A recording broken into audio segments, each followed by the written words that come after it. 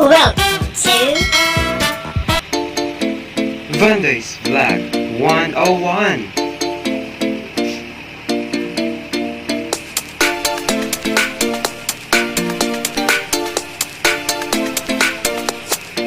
Please subscribe.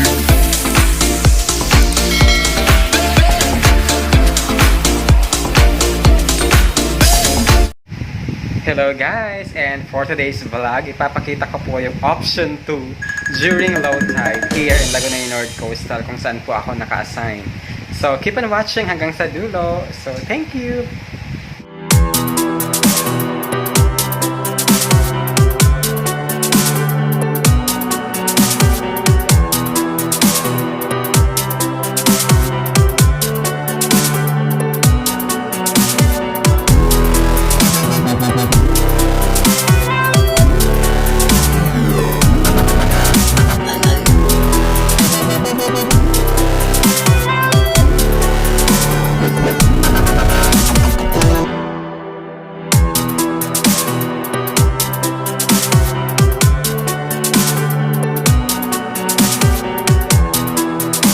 Yan guys, dito na po kami sa pangpang ng San Isidro, Laguna North Coastal. Ayan po.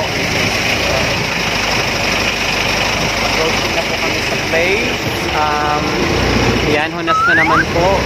For the second time around, umuwi po ako na hunas. At ganito po yung sufferings kapag hunas po.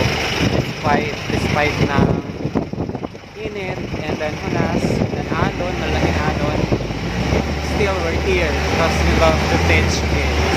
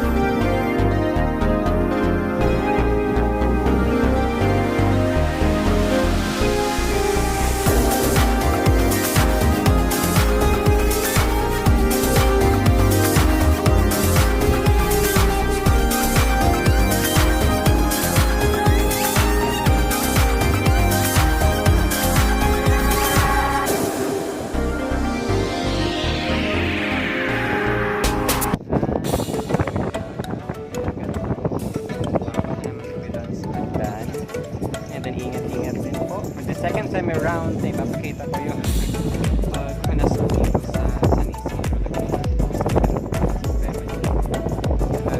No choice, magsalawa ako despite of init, sikat naman, and then yung basa, babasa ko.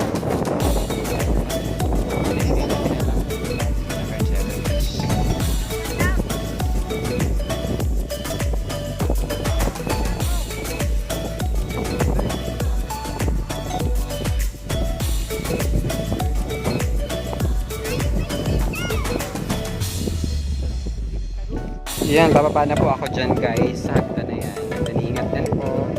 At baka mahulog tayo dyan. So here. Ayan. Ayan po yung sibid. Approaching yung sibid para hindi po kayo sasakay. Siguro lalabo na ng bata. Or pwede naman bata.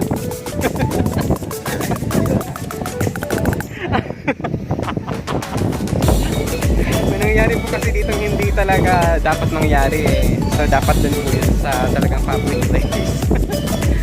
Ay, private place pala. Sorry, naging public na po. Walang hiya. Ayan po, second option dito kapag hunas po, isaskay ka po dyan sa, anong tawag dyan? Sibid? Or maliit na bangka sa Tagalog. Hindi nila alam yung sibid. Sibid. O, trivia na naman. Sibid po yung tawag sa maliit na bangka. So magandang sumakay dyan. Kaso nakakatakot po yan guys. So sige mamaya.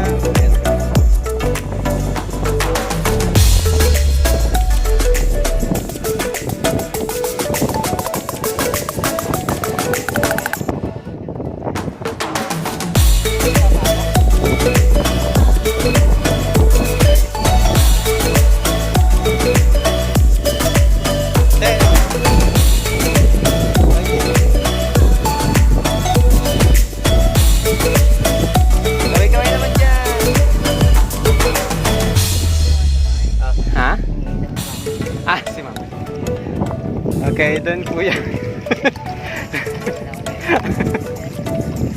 Pinanggalingan ko po doon. Ayan. Kanina kasi may nangyari dyan na talaga hindi dapat makita sa video. Kaya super tamang kanina. So, approaching na po ako doon sa gilid ng pangpang. Ayan po. Kuya Guapo. Ating driver ngayon. Driver dito sa Cebu. Cebu, ating maliit na bangka sa Tagalog. Kasi hindi nila alam yung Cebu na yan. Ito po yung sinasabi nating kawakatan. And then, dyan po nakatira yung mga fish. Yan po. Yan. Makikita natin dito na maganda po yung karagalan dito. Kasi maraming mga mangroves. Pwede po sinisira ng mga taga dito. Pinapreserve po nila yan. Para din po yan sa mga fish. O sa mga fish. Yan. Yan po si Kuya kasali sa vlog. So shout out po sa mga taga San Isidro. Ayan, si Kuya. Kaya nahiya po sa camera. Yan. Malapit na po ako. Medyo mababaw na po yung so later, ipapakita ko po ito. Thank you, bye-bye. Ay, hala.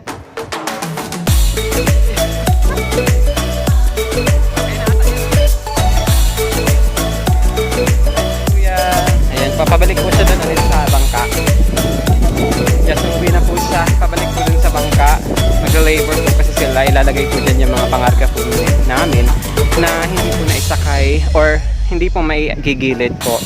Ganyan po kasakripisyo yung mga tao dito. Ayan, nag-labor po sila para makakuha ng pera na pantos sa kanila pangailangan. Ayan po yung sanisito. Napakatahimik ng place. Tahimik pero maganda. Yan po yung magandang bahay dito. Natin nila. Madami mga iba't ibang uri ng mga sasakyan. Merong malaki, merong maliit, meron din pong iba-ibang kulay.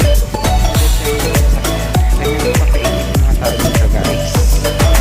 And guys, yung mga bata dito, kaway-kaway kayo sa camera. Hello! Ayan. Merong maliit na bahay. At meron din pong siyempre magagandang bahay na kagaya niyan. Pa! Mayo po sa aga pa po ito nagtapat po kang tinapay. Punta na po ako ng barangay proper. Malapit na po at yun po yung school po namin papasok dyan. Galing po dito sa dagat. Maraming mga options ng daanan. Meron din po dito mas malapit sa school and meron din po doon na lagpas or lugsot ng sentro proper ng San Isidro, mga ka-idol. Yun na nga po, nandito na po ako, kakarating lang sa bahay. Ayan, mag-isa po ako dito ngayon. Ito po yung bahay ko. Simpleng bahay, simpleng boarding house na kung saan conducive naman and then accommodating yung mga tao dito. I am very much lucky to be there. Ibig sabihin, mababait yung mga tao. Napaka-genuine ang mga tao dito. Napaka-totoo. So, thank you. Thankful po ako na nandito po ako na-assign sa lugar na to. So, dito na po ako sa bahay. So, yun na nga po. Pinakita ko po, guys, yung scenario ko dito during hunas po yun. Option number 2 po yun. Na kung saan sasakay po ng sibig o maliit na bangka para makatawid po doon sa dagat at para hindi ka mabasa. So, ganun po kasakripisyo despite ng init, despite ng mababasa ka, and then doon pa yung sasabayan pa yung alon pa. So, ganun po kasakripisyo ng mga teachers dito. Kaya, salute to all of you, my dear teachers. Keep on working, keep on striving, and extending your genuine help for the students, for your students. At alam ko, makikita at makikredit po yan. Credit po yan lagi. Alam yan ng mga estudyante po natin. So, that's it mga ka-idol. So, thank you for subscribing me. Sa mga hindi pa po nakapag-subscribe, just subscribe the channel of mine. And then, don't forget to click the notification bell for you to be notified kung meron man po akong ipoproduce na bagong videos, mga ka-idol. So, salamat sa panonood. Till next time, and God bless everyone. Bye-bye!